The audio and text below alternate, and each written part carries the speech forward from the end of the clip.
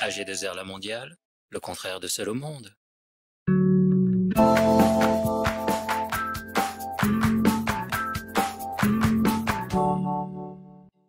La structure du patrimoine global. Tous nos dirigeants aujourd'hui ont un patrimoine structuré qui est structuré en 3 axes et qui constitue les stocks. On va prendre le premier qui est le patrimoine professionnel. Donc c'est l'entreprise, son environnement, l'immobilier professionnel par exemple. Et chaque entrepreneur se fait fort d'organiser son outil de travail. En effet, l'outil de travail a pour vocation de distribuer, obtenir une rémunération, voire à procéder à une distribution de dividendes. C'est le flux. C'est le flux qui, après avoir supporté une fiscalité, est le fruit des efforts de cet entrepreneur. Le deuxième patrimoine, c'est le patrimoine privé, qui lui est plutôt constitué des biens immobiliers ou financiers. Et lui aussi, dans sa constitution et dans son organisation, évidemment, il a vocation à générer un flux que l'on va appeler les revenus patrimoniaux. Le troisième pilier, et que vous manipulez, que vous connaissez, c'est celui intitulé le patrimoine social. Il est composé des différents droits sociaux par son stock.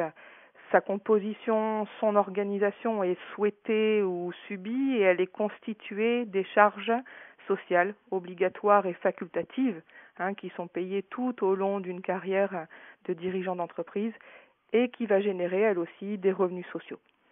Ces revenus sociaux permettent à des besoins de revenus immédiats ou à des besoins de revenus différés. On peut donc estimer que c'est un potentiel économique qui est lié à la survenance d'un risque. On parle alors de la maladie, de la prévoyance, de la retraite, de la dépendance.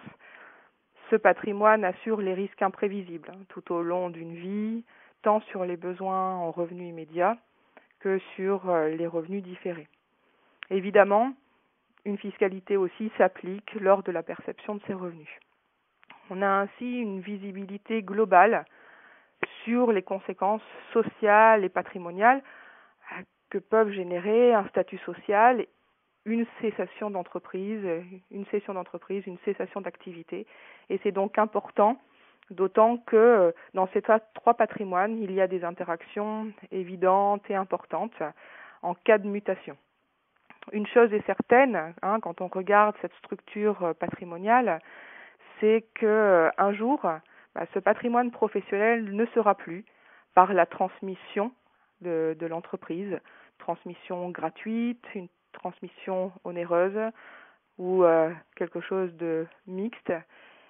Et effectivement, ce qui est important, c'est l'anticipation, c'est de mise pour pouvoir aborder sereinement qu'effectivement, au moment de la cession, tout va changer. Il va y avoir des interactions, les revenus professionnels n'existeront plus, nos clients, nos sociétaires vont faire valoir leurs droits à la retraite, ou non, en fonction de leur âge, et le patrimoine privé va très souvent se trouver augmenté du prix de la cession. À ce moment-là, un certain nombre de problématiques, je dirais, vont commencer à se poser. Voilà pour le sur. J'imagine que ce n'est pas, une redécouverte pour vous. Pour pouvoir avancer dans cette structuration, vous avez en fait pour chaque situation, une organisation. Et pour nous aider dans cette démarche structurée, et je passe sur la page suivante, vous avez, donc je suis à la page 8, vous avez à chaque situation donc la possibilité de vous aider grâce à l'appui d'une prise d'éléments. Il est important aujourd'hui de connaître les objectifs du client. Cette nouvelle prise d'éléments, et vous voyez qu'effectivement elle est nouvelle, elle a été simplifiée, elle existe tout simplement au verso de la prise d'éléments qui est à votre disposition. Cette liste de questions est essentielle. Ce sont des questions ouvertes qui vont tout simplement permettre d'orienter notre action vers une stratégie d'organisation sociale ou vers une transmission organisée du patrimoine.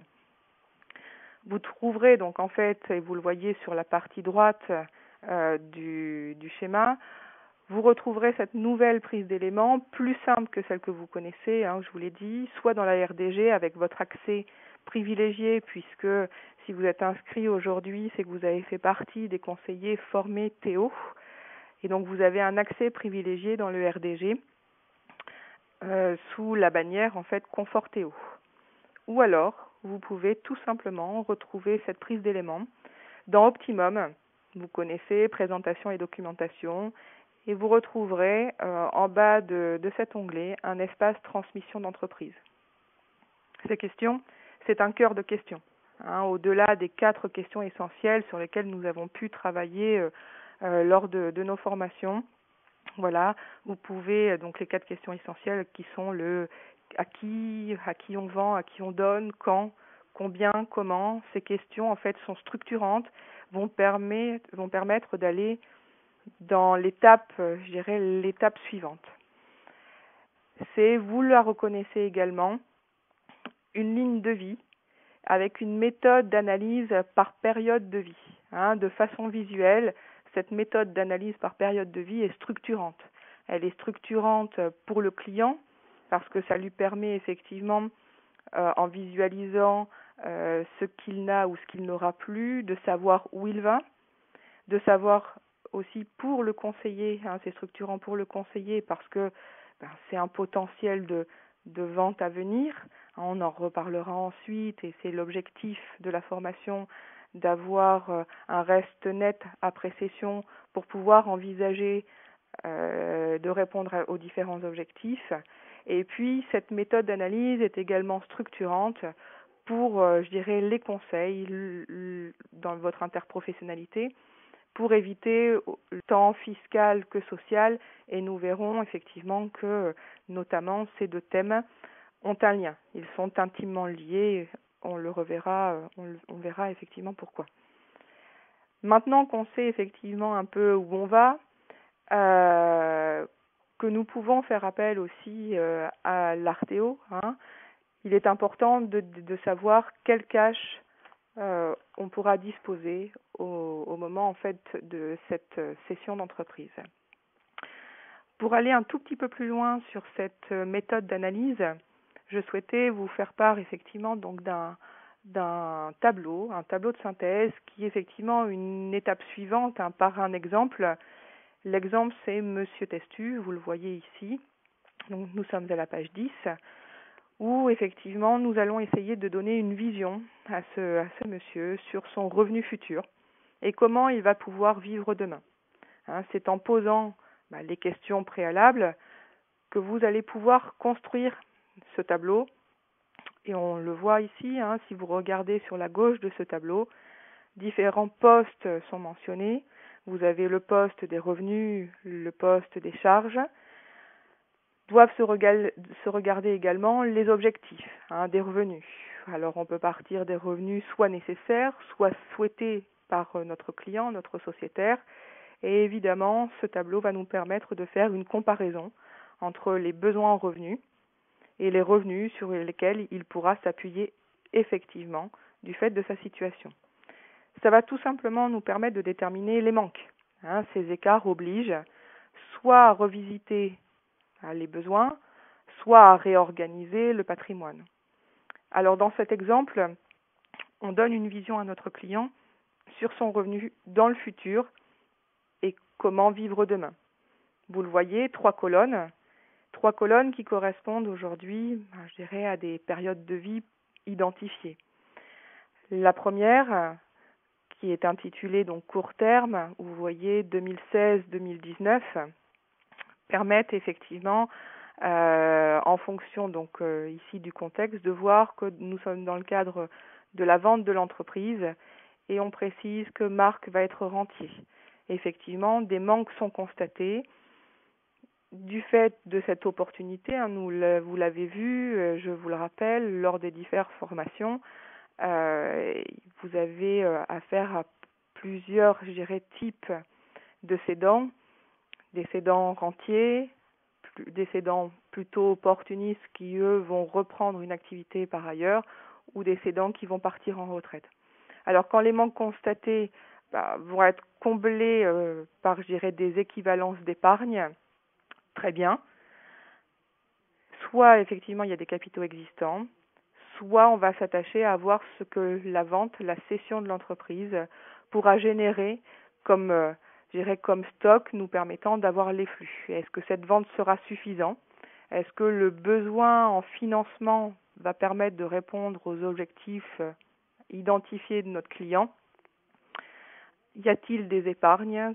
Si oui, quand les utiliser? Ce tableau va permettre véritablement de reprendre l'intégralité. Donc les trois périodes, là, les trois colonnes, et si on reprend notamment la première, sur le court terme, on le voit, vous le voyez aussi, les manques ici estimés sont de 45 000 euros. Effectivement, en attendant, pendant 2 ans, monsieur, en fait, Testu va être rentier, et en étant rentier, ses objectifs de vie sont de 45 000 euros. N'ayant pas la possibilité d'obtenir et de liquider ses pensions de retraite à ce jour, n'ayant plus d'activité professionnelle, il lui faut effectivement, il y a un manque à générer de 45 000 euros. Pour pouvoir répondre à ces besoins de 45 000 euros, il va falloir une équivalence en épargne de 135 000 euros. Et effectivement, pour répondre à ce besoin en équivalence d'épargne, on va devoir utiliser des choses entre guillemets sur le court terme. Le court terme est dans, je dirais, le positionnement du groupe.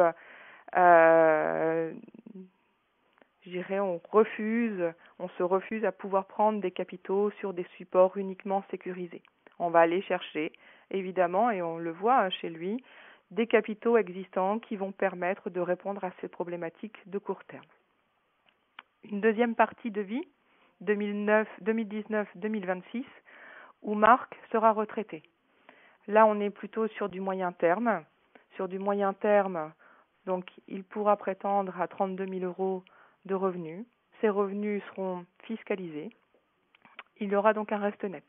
Ses objectifs ont un peu augmenté, 56 000 euros, et les manques donc estimés seront de 28 000 euros. Pour pouvoir couvrir ce risque et ce manque, il nous faudrait une équivalence de 196 000 euros en termes d'épargne. Sur du moyen terme, vous le voyez aussi, notre positionnement, attention aux conseils, mais pour autant, sur de moyen terme, on a une possibilité limitée, mais nous pouvons prendre en fait une part dans les UC.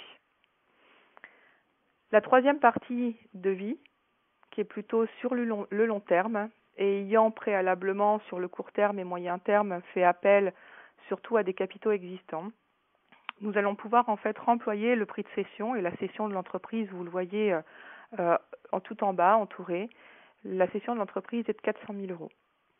À ce moment-là, nous allons pouvoir imaginer, pour ce long terme, pouvoir répondre aux différents objectifs en fait de Monsieur Testu.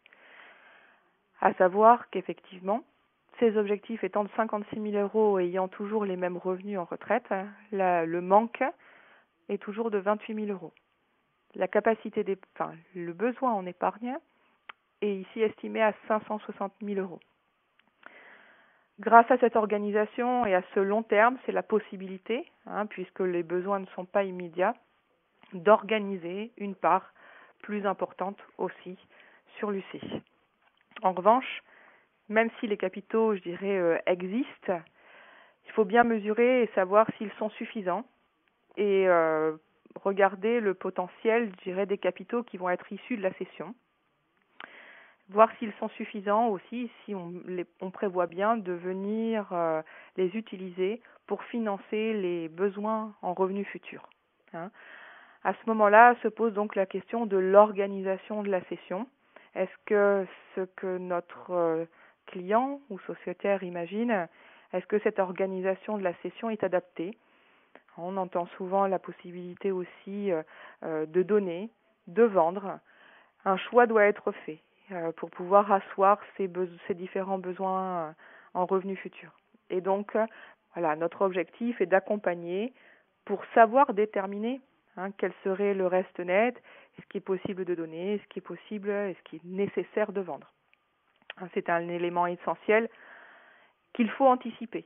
Il faut faire des projections pour notre client voir si effectivement tous ces besoins en revenus futurs par période de vie seront assouvis. Donc, le reste net nous intéresse. Alors, avant de pouvoir arriver sur le calcul du reste net, et notamment dans le cadre d'une transmission d'entreprise, et donc d'une vente d'une entreprise individuelle, je souhaitais revoir avec vous quelques notions. Et donc, en fait, ces notions,